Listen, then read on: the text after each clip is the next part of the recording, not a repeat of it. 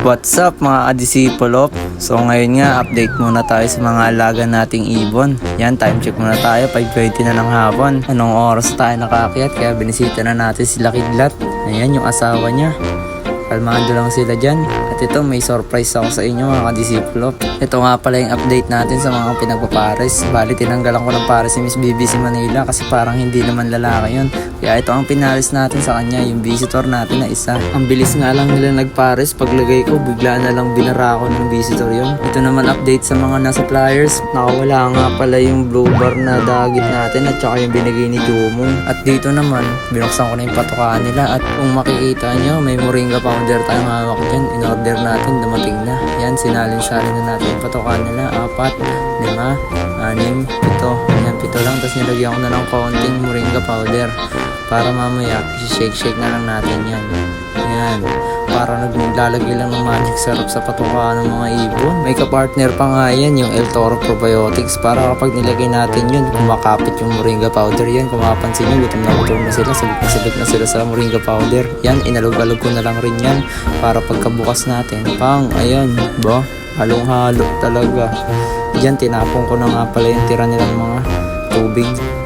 At binalik ko na yan. Dito naman, kinuha ko na rin yung tirang tubig na Kidlat. Para mamaya, mabigyan na rin natin sila ng patuka. At ganun rin ginawa natin sa flyers loop. Kinuha na rin natin yung tubigan. Kung makapansin nyo, ang dumi na ng loop. So, sunod, maglinis na tayo. Ayan naman, pinigyan ko na ng isang scoop. At pangalawang scoop sila Kidlat. Ayan, enjoy your meal. Dito naman, binigyan na rin natin ng patuka sila BBC Manila at yung visitors. At sunod natin binigyan itong nasa flyers loop. Ayan, kung mapansin nyo, ang bibilis na tumuka, diba?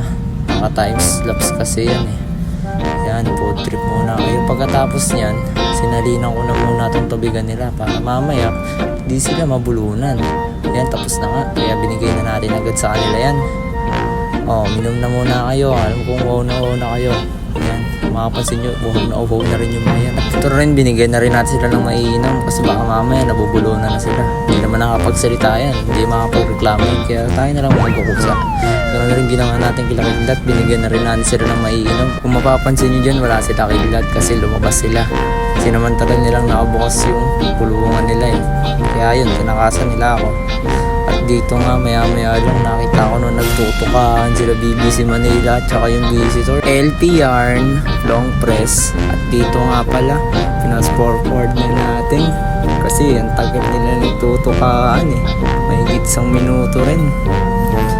Tapos maya lang umupo na rin yung BBC Manila. Looking, Curry gets free, Curry puts up a three, bang! He ties the game with 6.3 remaining. Di ba may pagganon pa, lakas mo Kel. Ayan, maya lang sinarado na natin yan para mamaya hindi na sila maistorbo. Binabaan na natin yung trapal nila para dire-diretso na yung honeymoon nilang dalawa. Paano? Hanggang dito na lang muna siguro sa ngayon. Ayun lang muna yung balita ko sa mga alaga kong ibon. Thank you for watching. God bless!